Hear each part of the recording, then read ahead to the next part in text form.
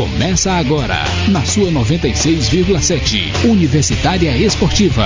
Tudo sobre o mundo dos esportes, com destaque para o esporte amador. No ar, Universitária Esportiva.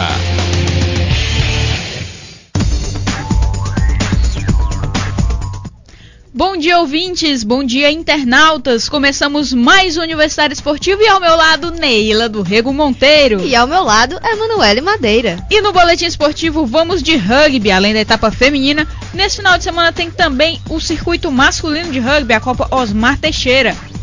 E ainda vamos falar de basquete, uma das apostas brasileiras para as medalhas. Vamos falar também da participação de César Cielo em Londres. E sábado tem o UFC. E hoje, para você que é fã de UFC, vai conhecer os 12 lutadores que estão no card preliminar.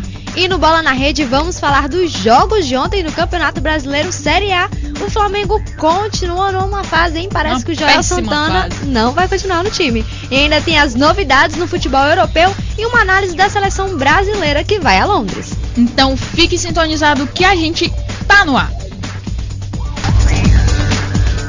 Comemorando seus 20 anos de carreira, Dirceu Andrade apresenta o show de humor Férias com Risadas, dia 21 de julho, no Teatro 4 de Setembro, a partir das 8 horas da noite. Dirceu Andrade, Férias com Risadas, sábado, 21 de julho, Teatro 4 de Setembro, a partir das 8 da noite. Imperdível! Informações 8836-6357 e 9933-7577. Apoio FM Universitária. Universitária Esportiva. Boletim Esportivo.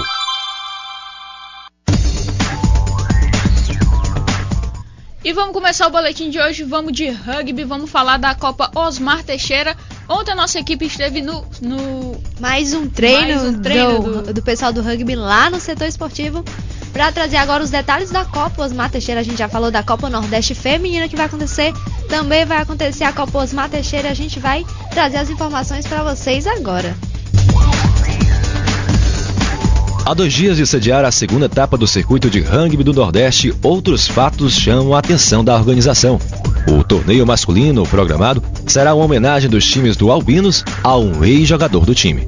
A Copa Osmar Teixeira, ela surgiu, na verdade, como uma forma de homenagear a um ex-companheiro de time nosso, que é o Mano, no caso o Osmar, que ele veio a ser assassinado na frente da casa dele, onde estava uma mulher sendo assaltada por 2 bandidos. E ele, como lutador de jiu-jitsu também, saiu da casa dele, reagiu ao assalto, no caso, né? Foi lá tentar defender a mulher, imobilizou 2 dos assaltantes, só que aí um terceiro chegou depois e meteu uma bala nas costas dele. No outro dia ele veio a falecer, foi pro HUT e tudo, veio a falecer. A gente ficou sabendo na missa de 7º dia dele que ele tinha falecido.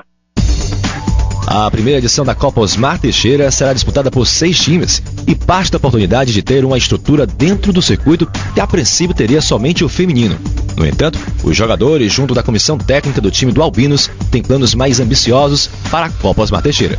De 2 semanas pra cá, a gente vem conversando bastante, tá pensando em marcar mesmo no calendário do rugby, né, daqui do Piauí, todo ano, nessa época, em outubro, porque é uma época assim, boa para os outros times também se deslocarem. O ideal seria em outubro, mas fica muito próximo de outras competições importantes no calendário nordestino do rugby.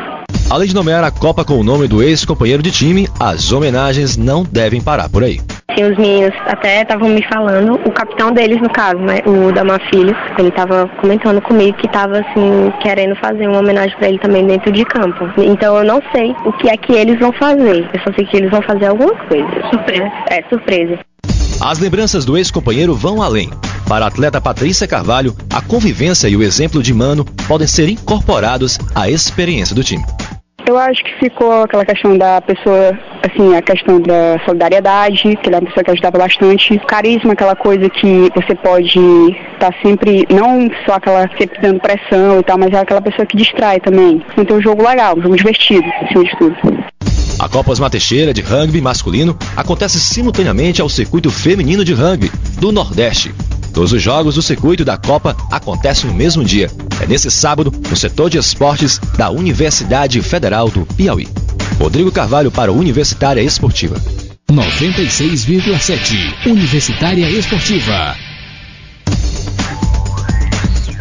Tá aí, essa foi a nossa reportagem de hoje, falando a respeito da Copa Osmar Teixeira, uma justíssima homenagem a um ex-companheiro de treino do pessoal do UFP Rugby, o Albinos, que vai jogar esse final de semana aqui no setor de esportes da Federal. Reforçando que as duas competições acontecem no sábado, o dia inteiro. De 8 ao meio-dia, com uma pausa, claro, pro almoço e pro sol também. Mas depois não tem descanso para sol, vai de 2 até 8 horas, aí 6, 8 horas, aí muito rugby. Depois aí pra só comemoração do pessoal. Então quem quiser assistir, quem nunca viu uma partida de rugby, quem tem interesse ou quem gosta de rugby, apareça sábado às 8 horas da manhã no setor de esporte, que vai ser mais um circuito acontecendo aqui. Vai ser bonito de ver essas equipes que também estão vindo pra cá pra competir com o pessoal do UFP Rugby. E as meninas que cresceram aí com possibilidades de vencer o circuito, já que um dos times que participou desistiu e agora tem somente o UFP Rugby, o Recife A e o time de Alagoas competindo pelo troféu do circuito e não somente da etapa. Lembrando que para você concorrer ao título do circuito, você tem que participar de todas as etapas realizadas. Possivelmente essa seja a última etapa desse circuito Nordeste, que aumenta as chances das meninas que ficaram em segundo em Recife. E só tem o time de Recife A que vem pro circuito, que é o calo das meninas, que elas é o time a ser batido por elas. E vamos falar de basquete. Na gestão do argentino Rubem Magnano, Marcelinho Huertas vem se tornando cada vez mais fundamental. Depois de se destacar no Mundial da Turquia em 2010, o armador do Barcelona foi o grande nome da classificação no pré-olímpico da Argentina em 2011, com um número considerável de minutos em quadra. No grupo de Londres, além de Huertas, o técnico convocou como armadores o norte-americano naturalizado brasileiro Larry Taylor e o jovem Raulzinho. Mesmo assim, o time tem demonstrado nos amistosos de preparação uma dependência da presença do ídolo do Barcelona em quadra. Apesar disso, Magnano fez Raulzinho jogar por quase 9 minutos contra os Estados Unidos na segunda-feira, certamente para dar rodagem ao jovem jogo do esporte. Já Taylor tem sido usado eventualmente como ala armador, ao mesmo tempo que o Huertas em quadra, informação que funcionou bem, especificamente na vitória recente sobre a Argentina em Foz do Iguaçu. Por fim, o Huertas ainda é o interlocutor número 1 de Magnano durante as partidas. É o armador que costuma encostar no banco de reservas para receber orientações, debater alternativas e transmitir estratégias para os demais homens da quadra. Marcelinho Huertas esteve próximo da NBA em 2004, quando deixou o Brasil em parte do projeto internacional de seu staff para treinar nos Estados Unidos, em busca de uma colocação no draft, processo de recrutamento da liga. Na época, trabalhou em Chicago com Tim Glovers, preparador que é comumente acreditado pela transformação física na carreira de Michael Jordan. Naquela oportunidade, o Huertas foi aos Estados Unidos com a mãe e acatou o treinamento puxado, que demandava que sua genitora ministrasse sessões de gelo nos punhos do filho após as intensas práticas. Mesmo com a dedicação, o brasileiro acabou não selecionado por nenhuma equipe da NBA nessa tentativa. Depois de um primeiro quarto quase perfeito, a seleção de Rubem Magnano acabou derrotada no teste por 80-69. No entanto, horas depois do jogo, o jornalista John Schumann, no site da NBA, atentou para a impressionante estatística de que o Brasil, contando apenas os minutos em que o Huertas esteve em quadra no jogo contra os Estados Unidos, teve vantagem de 60-57. O principal armador da seleção brasileira foi o destaque de seu time, com 11 pontos e 13 assistências. Todo o time dos Estados Unidos registrou 11 assistências. Huertas esteve em quadra por 30 minutos e, coincidentemente, no momento em que ele descansou no banco, no segundo quarto, o time de Magnano definhou no ataque e tomou uma surra. Na verdade, a gente já tinha falado sobre o amistoso da seleção brasileira e seleção dos Estados Unidos, que, claro, vai ser o maior desafio do Brasil nas Olimpíadas. E toda a seleção, todo time depende, tem um jogador que acaba se destacando mais e acaba sendo o líder do time dentro de quadra, dentro de campo. O Huertas é um ótimo jogador, não é um dos jogadores que está na seleção que joga na NBA ainda, porque eu acho que depois de toda essa temporada que ele está fazendo na seleção brasileira de basquete e vai fazer nas Olimpíadas, ele vai ter uma outra chance na NBA e vai, quem sabe, jogar junto com o Nenê, ou com o Thiago Splitter, ou com o Leandrinho, quem sabe. Na verdade, ele já está sendo sondado por alguns times da NBA. No entanto, esse processo é um pouquinho mais complicado, porque eles só vão poder, de fato, contratar depois que eles verem essa questão de como é que ele vai se sair nas Olimpíadas. Já que ele não é um grande jogador, um grande nome, até mesmo por ser brasileiro, ele vem um pouco desacreditado, mas vem fazendo uma temporada maravilhosa no Barcelona. Desde o ano passado vem numa crescente impressionante dentro das quadras. É bom ficar de olho. O Huertas pode ser o grande maestro do time brasileiro nessas Olimpíadas. E apesar de admitir que sua chance de conquistar a medalha de ouro é maior nos 50 metros livre, o nadador brasileiro César Cielo disse que não vai se poupar nas provas que vai disputar antes desta nos Jogos Olímpicos de Londres. O nadador vai competir nos 50 metros no dia 3 de agosto. Antes, no dia 29, disputa a final do revezamento 4x100 se a equipe brasileira se classificar. E no dia 1º, caso passe para as eliminatórias, vai ter a final dos 100 metros livres. Cielo é o campeão olímpico e mundial nos 50 metros livres, prova em que é o favorito. Nos 100 metros foi bronze nos Jogos de Pequim e no último mundial não conseguiu subir no pódio. A situação do César Cielo é bem confortável. Nos 50 metros, a gente espera mais uma vitória, mais uma medalha, porque o César Cielo ainda também é detentor do recorde, está sempre quebrando o recorde nos 50 metros. Mas a gente tem que lembrar também nos 100 metros, além da dificuldade, os adversários que ele vai ter na piscina. Inclusive o outro brasileiro, Caio Márcio. E o Phelps, né, que é o grande bicho-papão. Que é o grande bicho-papão das piscinas. Vamos ver. E Tomás Bellucci e Rogério Dutra Silva vão representar o Brasil na chave principal do US Open, segundo a lista anunciada pela organização do Grand Slam ontem. Dutra ficou com a última vaga direta no torneio, que poderá ter outros brasileiros advindos do qualificatório. Atual número 101 do mundo, Dutra Silva vai disputar o torneio americano pela segunda vez. No ano passado, ele fez a estreia em Grand Slam justamente no piso rápido de Nova York. Chegou à segunda rodada e surpreendeu a torcida brasileira. Nesse ano, alcançou a chave principal de Roland Garros ao furar o qualificatório. Bellucci, por sua vez, vai competir em Nova York pela quinta vez seguida. Sua última participação, no entanto, foi meio frustrante. Ele foi eliminado logo na estreia pelo israelense Dudi Sela em uma inesperada virada do rival. A definição das vagas diretas na chave principal teve como base o ranking atualizado na segunda-feira. A lista, porém, não definirá os cabeças de chave, que serão anunciados somente a poucos dias do início do US Open em 27 de agosto. Atual número 1 do mundo, Roger Federer supera o atual campeão Novak Djokovic por apenas 75 pontos no ranking.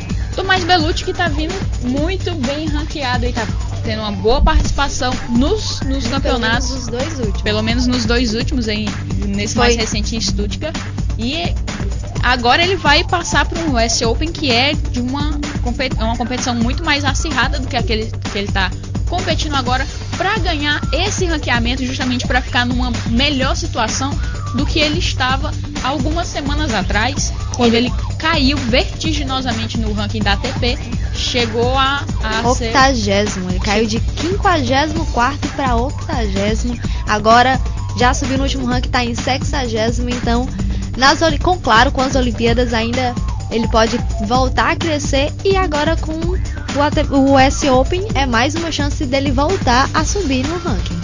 E outros nomes brasileiros aparecendo no tênis, o que é uma boa coisa. A gente que não tem tantas notícias assim de tênis na mídia como um todo, tá vendo aí que estão surgindo novos nomes e com bons resultados, o que é o melhor de tudo.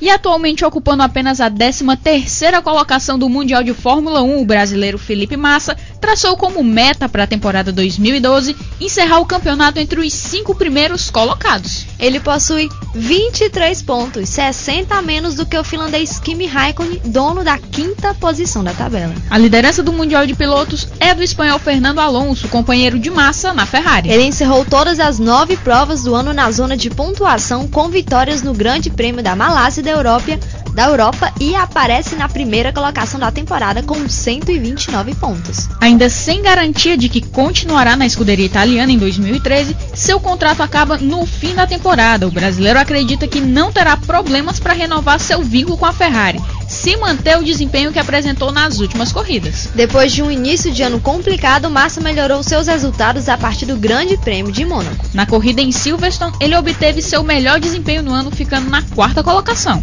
Será que até o final da 4ª temporada ele vai ser o 5º colocado? Com esse carro que ele tá, eu tenho lá minhas dúvidas, até porque o acerto da Ferrari sempre foi muito complicado para o Massa, de uma forma geral, desde quando ele entrou na escuderia. E ele tem que melhorar mais ainda o desempenho dele, porque ele tem 2 corridas boas e não é duas corridas que se destaquem. A gente pensando nos outros pilotos que estão competindo com ele, então ele tem que se destacar muito bem nas próximas temporadas. Na próxima corrida para finalizar bem a temporada. Tem que voltar a ser o Felipe Massa que a gente estava se acostumando, no caso. Em 2009, quando, mesmo sendo preterido pela escuderia, ele fez um bom mundial e acabou ficando em segundo. Aí teve o acidente e ele não vem obtendo bons resultados. O melhor resultado em 2 anos foi uma 4ª colocação, essa de Silverstone.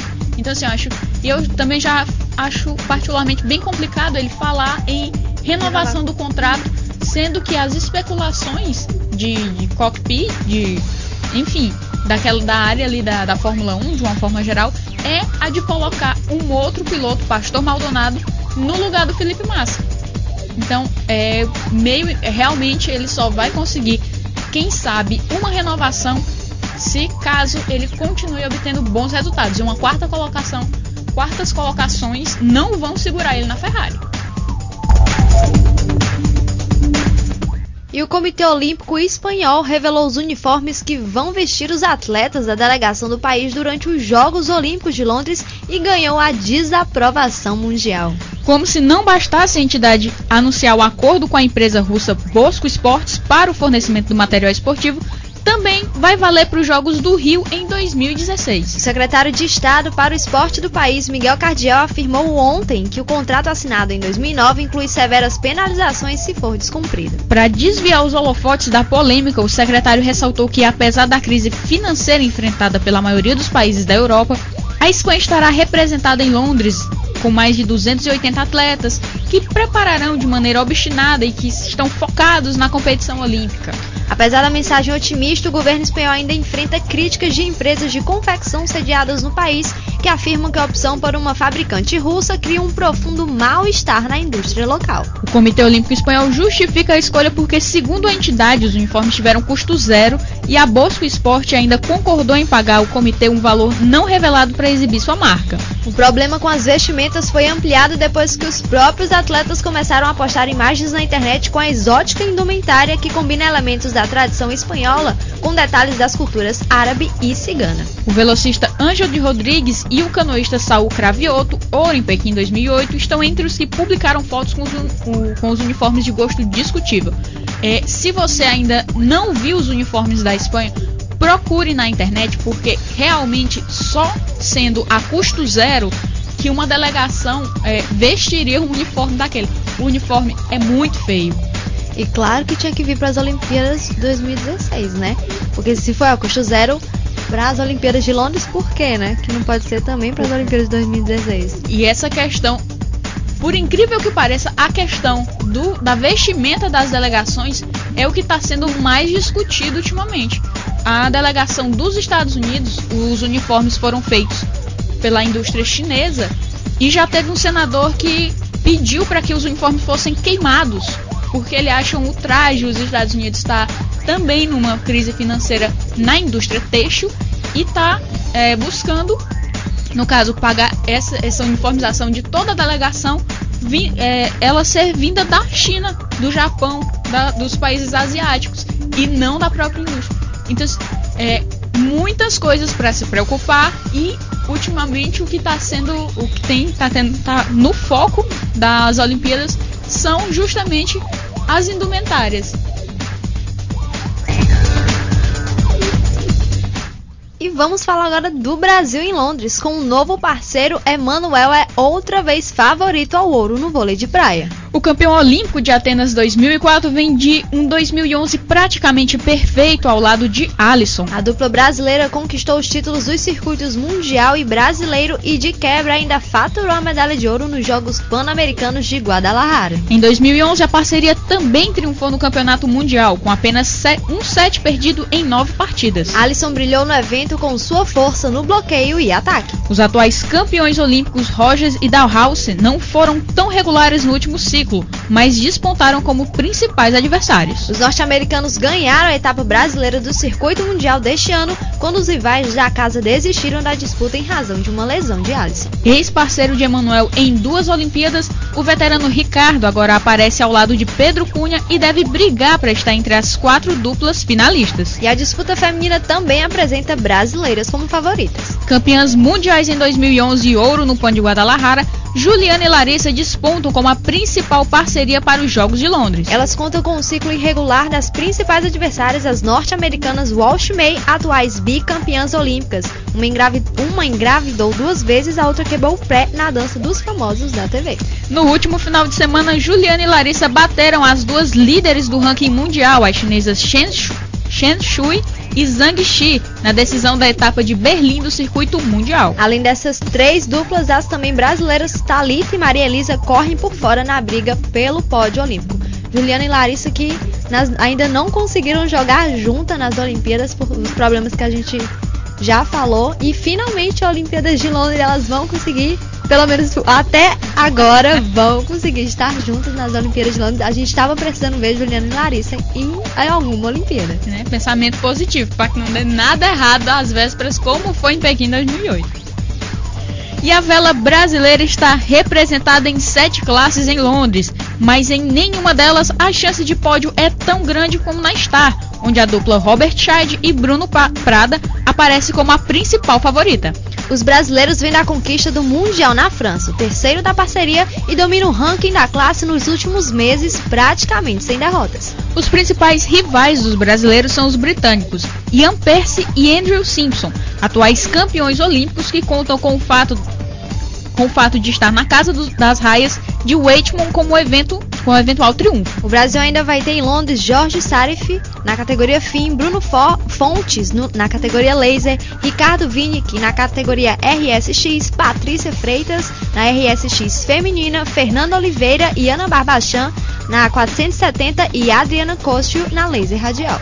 A vela que é a principal modalidade do Brasil no quesito medalhas, com 16 medalhas olímpicas na frente do judô, que tem 15 medalhas, e com ótimas chances de serem mais 7 medalhas para o Brasil. Fora, pegando um pouco dessa questão, a questão da canoagem também, o Brasil também vem se destacando. Temos a campeã mundial da canoagem indo para as Olimpíadas, mais uma chance de medalha. O Brasil possivelmente atenda às expectativas do Banco Mundial de no mínimo umas 15 medalhas. E no taekwondo, a meta de Diogo Silva é alcançar as semifinais da categoria até 68 quilos para ter a medalha que lhe escapou em 2004, quando foi o 4º. Na época, a modalidade dava apenas um bronze. O brasileiro vem de um bom desempenho no pré-olímpico de 2011, quando venceu 5 lutas e ganhou a vaga. No evento, perdeu na semi para o turco Servet Trezeguet, rival forte que já bateu uma vez em 3 combates diretos. Na Olimpíada serão 16 atletas. Quem perder nas oitavas e nas quartas para os finalistas tem direito de voltar à repescagem e brigar pelo bronze. A sorte de Diogo é a ausência de rivais da potência Coreia em sua chave. Cada país tem direito de participar de apenas 2 das 4 categorias no masculino. O taekwondo brasileiro ainda conta em Londres com Natália Falavina na categoria acima de 67 quilos. E a representante nacional vai tentar reeditar o bronze de Pequim. Em 2011, a brasileira decepcionou no Pan de Guadalajara com derrota na primeira rodada para a norte-americana Lauren Carron Ramon. Na sequência, no entanto, recuperou-se na classificatória continental da modalidade, com vitórias nas finais sobre a cubana Glennis Hernandes e a mexicana Maria Espinosa. Corre por fora por um pódio olímpico. E a única representante na luta olímpica é Joyce Silva, estreante Olimpíadas. Ela conseguiu a vaga através do seu desempenho no pré-olímpico da China no ano passado, que foi seletiva depois de fracassar no classificatório do continente. No Mundial de 2011, Joyce venceu sua primeira luta, mas caiu a seguir diante de uma adversária sul-coreana. Bronze no Pan de Guadalajara em 2011, ela compete na categoria até 55 quilos, que tem a japonesa Saori Ishida como super favorita. É bicampeã olímpica e faturou os últimos 9 campeonatos mundiais. Na categoria da brasileira serão 19 atletas e as disputas são eliminatórias. Quem perder para as finalistas vai para a repescagem com chances de disputar o bronze. E aqui só uma noticiazinha de última hora antes da gente entrar no card preliminar do UFC 149. O R7, o site oficial da Record, ele deu cidadania paraense para piauiense Sara Menezes. Isso mesmo, gente. Eles foram falar da Sara Menezes hoje de manhã no site deles, na emissora. Eles fizeram uma matéria com a Sara, falando da Sara nas Olimpíadas. E na hora de botar a matéria no portal, eles escreveram a paraense Sara Menezes, que é chances de medalha em Olimpíadas. Se tiver só se tiver outra judoca também chamada Sara Menezes, que ninguém tá sabendo que seja paraense. Daí a informação é tudo, né? Tá aí o site oficial da emissora que vai transmitir os Jogos Olímpicos. Tá muito por dentro de todos os atletas que eles estão vendo, até porque eles fizeram uma matéria especial sobre a Sara Menezes e foram realmente muito atentos. A gente elogia a questão da atenção quanto ao estado da atleta, né? Agora paraense Sara Menezes, segundo o R7. E vamos encerrar nosso boletim, porque esse final de semana tem o UFC, mais um evento bem aguardado e o evento que mais foi modificado por conta de lesões. Relembrando, inicialmente a luta principal seria entre José Aldo e Eric Corte, mas devido à lesão do brasileiro, a luta foi adiada e Dana White preferiu transferir a luta entre Urijah Faber e Renan Barão para o evento. Explicando direitinho, o José Aldo acabou se lesionando, não arrumaram um adversário para o Eric Corte, então o Dana White preferiu transferir a luta de disputa do cinturão do peso galo interino. O evento também teria o confronto entre Tim Boetsch e Michael Bisping, mas Bisping também teve lesão e foi substituído por Hector Lombardi. O brasileiro Thiago Alves ia enfrentar Yoshihiro Akiyama, mas o japonês acabou se lesionando e foi substituído por Sia Barraduzarda. Depois foi Thiago Alves quem se contundiu, sendo substituído por Chris Clements, e ainda teve lesão de Barraduzarda, que foi substituído por Matthew Ridlow. No UFC 149 também teria a luta entre Thiago Silva contra Maurício Shogun, mas Thiago acabou se lesionando e foi cortado. Dana White até tentou fazer uma luta entre Shogun e Glover Teixeira, mas Shogun não aceitou lutar com o companheiro e foi retirado do card, passando para outro evento. O Shogun que achou que o Glover tá começando agora no UFC e o Shogun, que já é super experiente, já foi campeão da categoria dele, preferiu não enfrentar o Glover porque seria uma covardia, segundo ele. O evento ainda contaria com a estreia do campeão do Dream, Bibiano Fernandes, que enfrentaria Roland Delorme. Mas o contrato de Bibiano teve problemas e ele foi retirado do card e Francisco Rivera assumiu seu lugar. Jorge Hope lutaria com Antônio Carvalho, mas Hope teve de sair e foi substituído por Daniel Pineda. Ainda teríamos o brasileiro Rodrigo Minotauro contra Sheik Congo, mas Minota ainda não estava totalmente recuperado de uma lesão e pediu para sair do confronto e deu lugar a Shawn Jordan. E o último corte feito no confronto queria ser entre Claude Patrick e James Head, mas Patrick também teve uma lesão e foi substituído por Brian Ebersole. Acho que foi o evento mais modificado, a gente passou praticamente um mês avisando de todas as modificações que teve no evento, mas agora, depois de tantas lesões e substituições, o evento vai acontecer e hoje vamos falar do card preliminar. São 6 lutas que vão esquentar o clima do evento antes de vermos os lutadores mais fortes no octógono. Abrindo o UFC 149, os leves Mitch Clark e Anton Kuivanen se enfrentam, ainda tentando ganhar espaço dentro do maior evento de MMA do mundo. Mitch Clark é canadense e vai representar a casa. Luta desde 2007, mas só em eventos no seu país. Vai fazer sua segunda luta no UFC, onde estreou em dezembro do ano passado com uma derrota para Josh Clovis. Clark tem um cartel de 9 vitórias e uma derrota, ou seja, tinha um recorde de 9 vitórias sem nenhuma derrota antes de entrar no UFC. A maior parte de suas vitórias é pelo submission. Para essa luta ele está treinando muito o wrestling, BBJ, o jiu-jitsu brasileiro e o boxe. Do outro lado está Anton Cuivene, mais um novato. Também faz sua segunda luta no UFC e também foi derrotado na estreia. Estreou em fevereiro desse ano contra Justin Salas e foi derrotado com decisão unânime dos juízes. Com mais experiência que seu adversário, Cuivene tem um cartel de 16 vitórias e 5 derrotas e um recorde foi de 16 vitórias e 4 derrotas com 9 lutas sem perder. Faixa azul do jiu-jitsu brasileiro tem 8 vitórias por submission. Com 2 lutadores especialistas em submission e por causa da leveza da categoria, podemos esperar uma luta rápida com trocação e, claro, uma luta que não vai parar quando estiver no chão. 2 lutadores que conhecem o jiu-jitsu brasileiro. Vocês podem, quem não conhece, pode estar estranhando essa questão de falar em BJJ e quando às vezes a gente só ouve falar em jiu-jitsu. Porque na verdade o jiu-jitsu brasileiro ele trabalha mais a questão do submission. É a questão de finalização, chave de braço, estrangulamento, triângulo, qualquer coisa. É o que os atletas acabam trabalhando mais no jiu-jitsu brasileiro do que no jiu-jitsu comum, que se trabalha também quedas e outras coisas. Quedas e passagens de guarda mais comumente.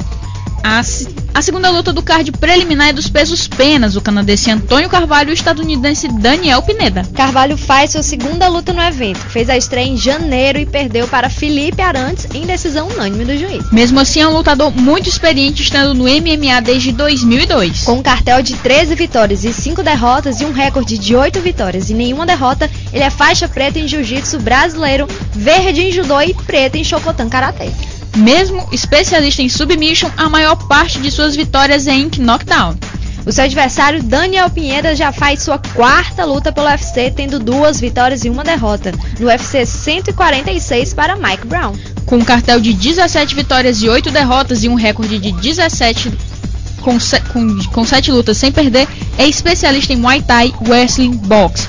Mas ele é muito bom no submission, tendo conseguido 11 vitórias nele. Os 2 pesos pena até 66 quilos, uma das categorias mais rápidas, ou seja, mais uma luta com muita trocação e movimentação com bons golpes. E vamos à terceira luta, vamos aos pesos galos até 61 quilos. Brian Caraway luta contra Mitch Gagnon. Caraway que faz oficialmente sua primeira luta no UFC. Ele participou do TUF 14, onde acabou sendo eliminado nas semifinais por Diego Brandão, brasileiro que foi campeão na categoria. Já fez estreia no UFC, uma das grandes apostas da nova geração do Brasil no UFC. Só que ele não estreou muito bem, mas a gente espera uma segunda luta muito boa dele.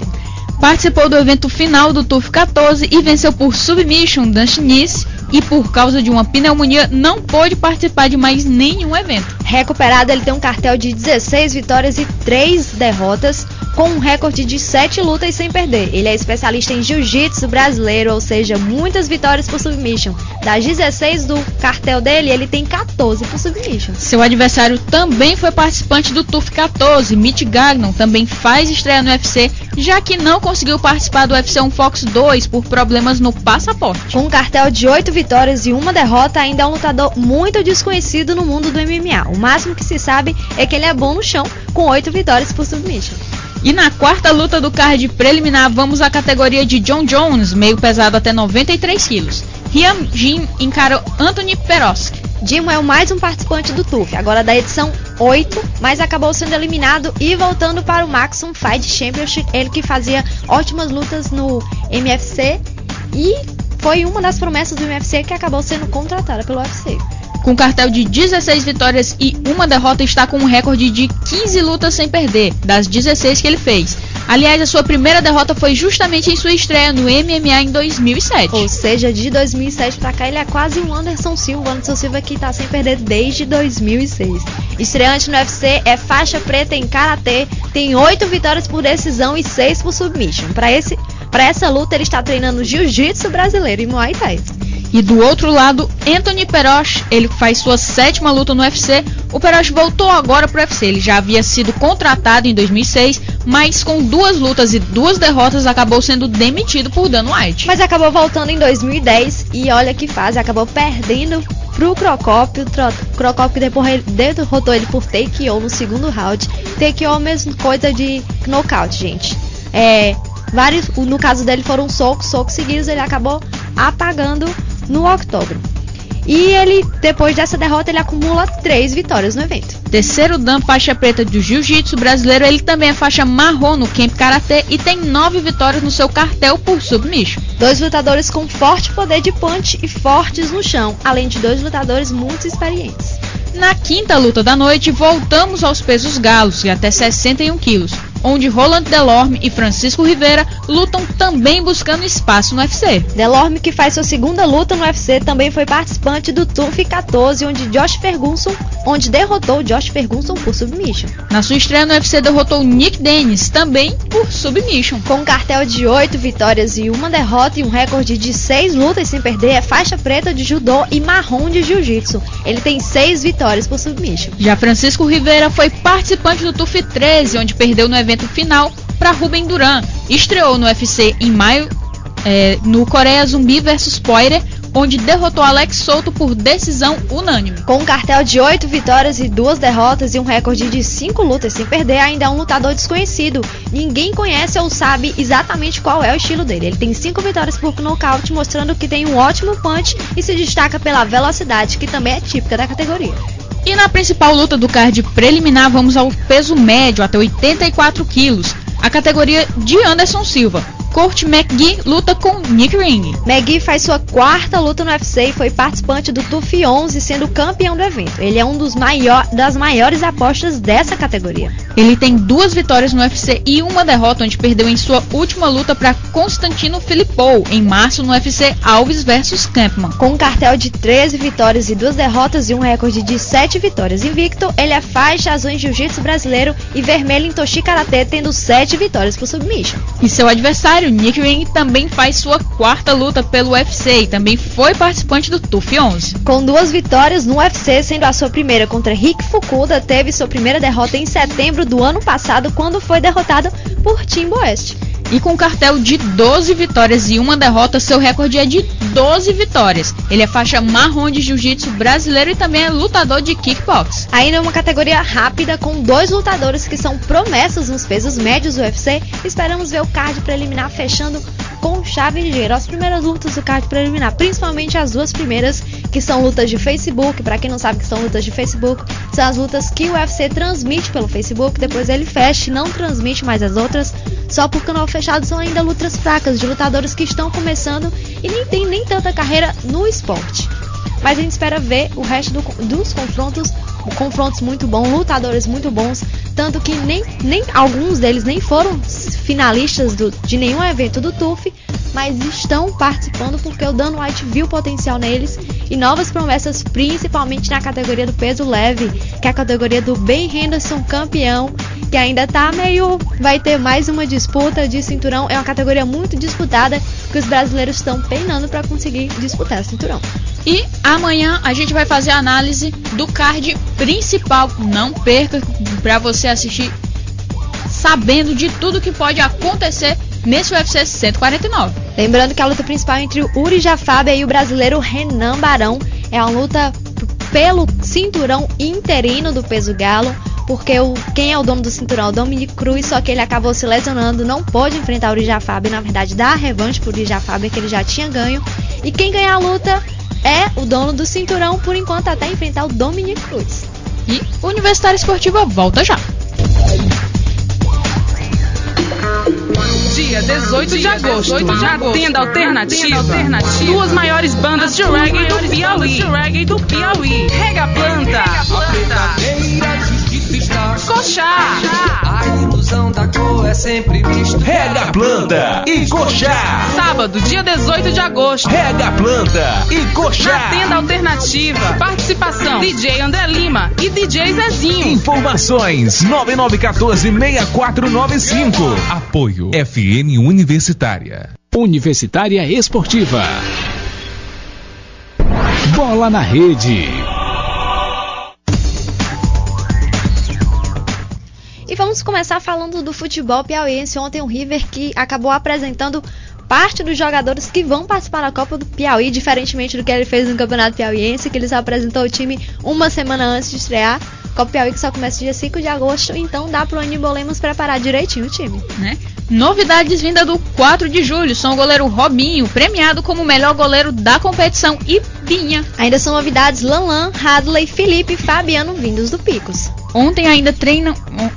Ainda ontem treinaram os goleiros Carlos Henrique, o lateral Júnior, os zagueiros Leandro, Marco Aurélio e Diego e os atacantes Felipe e Naiton. E a direção do River ainda confirmou do elenco antigo Nego Recife e Rogério Manaus.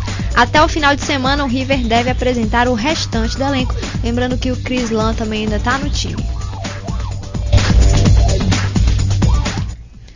E chegando ao Canindé, em São Paulo, com 3 derrotas consecutivas no Campeonato Brasileiro, o Cruzeiro se reabilitou na competição ao vencer a Portuguesa por 2-0 em duelo válido pela 10ª rodada do Campeonato Brasileiro Série A. Após cerca de 65 minutos monótonos, um pênalti cometido pelo zagueiro Rogério, da Portuguesa, em cima de Borges, mudou o rumo do jogo. O defensor foi expulso e na cobrança o Wellington Paulista não dispersou e abriu o placar aos 31 minutos do segundo tempo. Com 1 a menos, a Portuguesa sentiu o choque, o Cruzeiro foi para cima e o time mineiro ampliou o placar aos 38 minutos da etapa final com um gol de Diego Renan. Com este resultado, o Cruzeiro sobe para 17 pontos na tabela de classificação e fica entre os 10 primeiros. Já a Portuguesa, que sofreu sua 3ª derrota seguida, segue com 8 pontos e cada vez mais perto da zona de rebaixamento do Campeonato Brasileiro. Zona de rebaixamento que com o andar do campeonato está mudando um pouquinho. E vamos falar de mais um jogo de ontem. O Náutico se recuperou da derrota sofrida para o Corinthians na última rodada do campeonato. Ontem a equipe pernambucana recebeu a Ponte Preta no Estádio dos Aflitos e conseguiu uma tranquila vitória por 3-0. Chiesa marcou 2 gols e Souza completou. Mesmo atuando como visitante, a Ponte Preta foi responsável pelo primeiro susto da partida. Com a vitória, o Náutico chega à 11ª posição do Campeonato Brasileiro com 13 pontos. Com 2 pontos a mais, a Ponte Preta permanece na 8ª colocação. Pela próxima rodada, o Náutico visita o Palmeiras no domingo, enquanto o time de Campinas recebe o Fluminense no mesmo horário. E o Atlético Mineiro recebeu o Internacional e manteve a boa fase no Campeonato Brasileiro. O jogo ainda teve, no final, direito a deboche de Ronaldinho Gaúcho. E com atuação segura diante dos gaúchos, os líderes da tabela venceram por 3-1 no Independência para chegar aos 25 pontos no Nacional após 5 vitórias consecutivas. O resultado também marca a primeira vitória do Atlético Mineiro sobre o Inter na fase do Brasileiro em pontos corridos, já que os mineiros não ganhavam do rival gaúcho desde 2002, gente. 10 anos sem conseguir ganhar do Internacional. Ainda no primeiro tempo, D'Alessandro foi expulso depois de fazer falta e reclamar com o árbitro. E ainda antes do intervalo, o atacante Guilherme bateu de esquerda para abrir o placar a favor dos mineiros. Na segunda etapa, o zagueiro Leonardo Silva aproveitou sobra na área para bater bonito e ampliar. Aos 19, Fred tocou de cabeça para diminuir. O Inter ainda esboçou uma reação, mas não conseguiu criar grandes jogadas ofensivas e parou na boa organização dos donos da casa. No fim, em contra-ataque, Escudeiro bateu cruzado para fazer mais um e garantir a vitória por 3-1. Na próxima rodada, o Atlético Mineiro sai para enfrentar o Sport na Ilha do Retiro. Enquanto o Internacional joga no Beira-Rio contra o Atlético Goianiense. O Atlético Mineiro que ainda vem afirmando que o Ronaldinho é um dos principais jogadores do time, que está ajudando o time a ir bem na competição. O Atlético Mineiro que ainda é líder, como a gente falou, mas o Ronaldinho, por enquanto, eu acho que ainda continua um pouquinho apagado no time. Né? A gente não vê uma boa atuação dele como foi no começo da atuação dele, como foi no Flamengo, que ele... E na seleção brasileira. Que ele ia pra decidir. Tá um pouquinho escondido ainda nas partidas.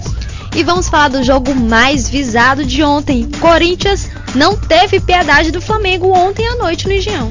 Agora concentrado apenas na disputa do Campeonato Brasileiro após o título da Copa Libertadores, a equipe alvinegra passou com muita facilidade pelo time carioca por 3-0 em duelo válido pela 10ª rodada da competição nacional. Os gols corintianos saíram dos pés de Douglas e Danilo e a vantagem só não foi ainda maior porque o Emerson desperdiçou um pênalti no segundo tempo, bem defendido pelo goleiro Paulo Vitor. Na verdade, mal batido pelo Emerson. Mas ele tá no lucro, né? Depois da Libertadores ele tá no lucro nos próximos 100 anos.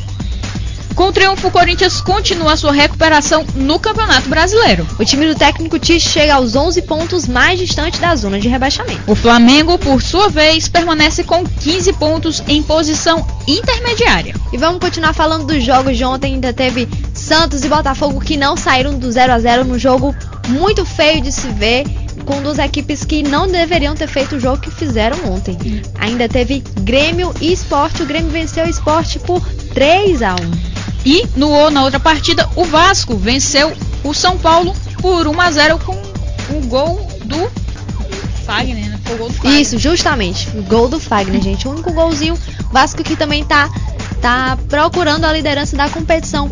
E vamos falar de seleção brasileira, enquanto a seleção brasileira se prepara para disputar a medalha nos Jogos Olímpicos de Londres. Alguns dos jogadores que vão buscar o ouro são obrigados a dividir a atenção dos treinamentos com as especulações e definições de negociações com clubes europeus. Dos 18 atletas convocados pelo treinador para a Olimpíada, 9 estão envolvidos em negociações já sacramentadas ou perto disso ou em especulação. Vamos começar. O zagueiro Thiago Silva trocou o Milan pelo PSG na semana passada e passou por exames médicos para fechar contrato com o time francês durante a passagem da seleção brasileira pelo Rio de Janeiro. Lembrando que o pessoal do Paris Saint-Germain foi para o Rio de Janeiro só para fechar o contrato e fazer os exames no Thiago Silva. Já Oscar desembarcou em Londres na última terça-feira e foi direto para a sede do Chelsea realizar exames médicos para finalmente fechar a sua venda. O Internacional deve liberar o meia por 25 milhões de libras, cerca de 80 milhões de reais, em venda que deve ser sacramentada nos próximos dias. O volante Rômulo, ex-Vasco, acertou sua transferência para o Spartak Moscou da Rússia, onde antes de se apresentar à seleção. Além de Thiago e Oscar, o goleiro Rafael tem sido especulado como possível reforço do Milan, enquanto também o santista Paulo Henrique Ganso está com o futuro indefinido após entrar em confronto com a diretoria santista novamente. O camisa 10 do Peixe pode ir para o futebol europeu, mas seu possível destino é o Internacional. O zagueiro Bruno Uvini, que pertence ao São Paulo e passou por um período no Tottenham, tem sondagens da Lazio e pode sair após as Olimpíadas. Os atacantes Leandro Damião e Hulk também podem trocar os ares após o torneio olímpico. Leandro Damião é especulado na Itália como possível substituto de Ibrahimovic no Milan e também está na mira do Tottenham, que por sua vez já tornou público o desejo de contratar o Hulk atualmente no Porto.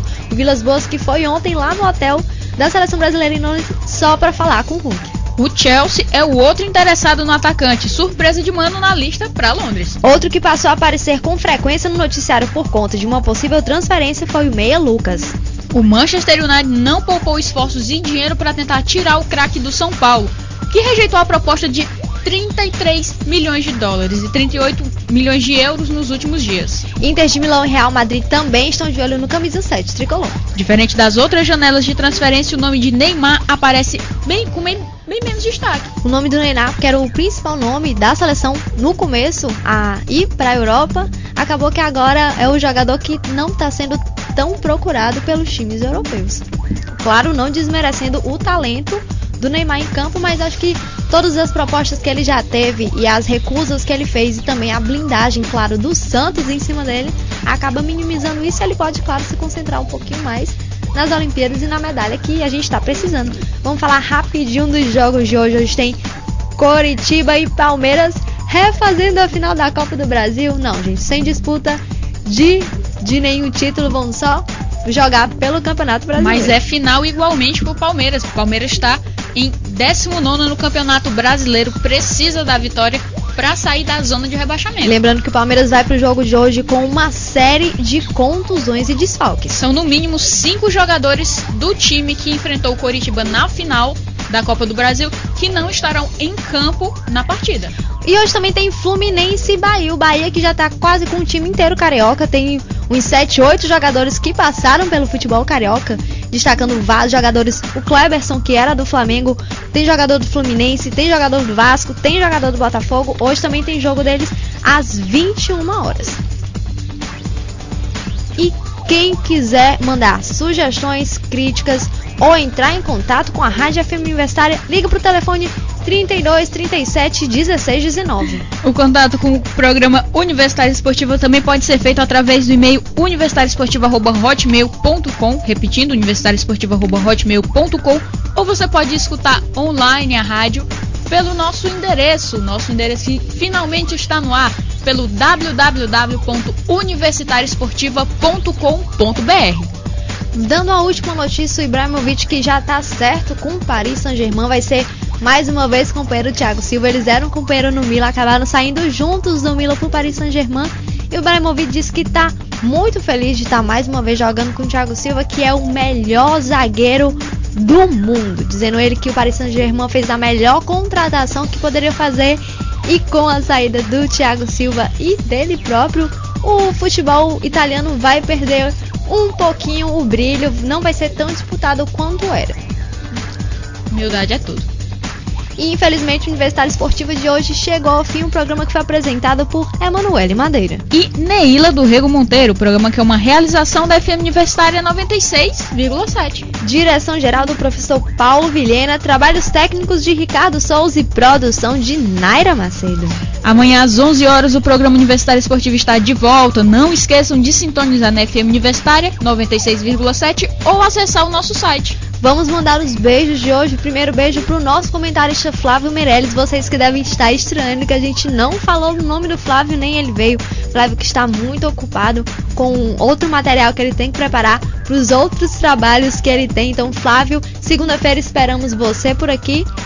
E os outros beijos são pra mãe do George do Parkour e pro Ireno que faz um malabarismo para poder escutar o nosso programa. A gente agradece muito o carinho.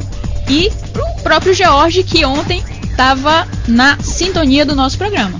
E lembrando, gente, amanhã, sexta-feira, vai estrear o nosso novo quadro, Momento Olímpico, em que a gente vai falar um pouquinho sobre o Brasil nas Olimpíadas, falar um pouquinho de curiosidade das Olimpíadas de Londres e falar, claro, do Brasil, como vai ser as chances de medalhas e como os times e os atletas estão se preparando. Muito obrigada pela audiência e continuem com a nossa programação.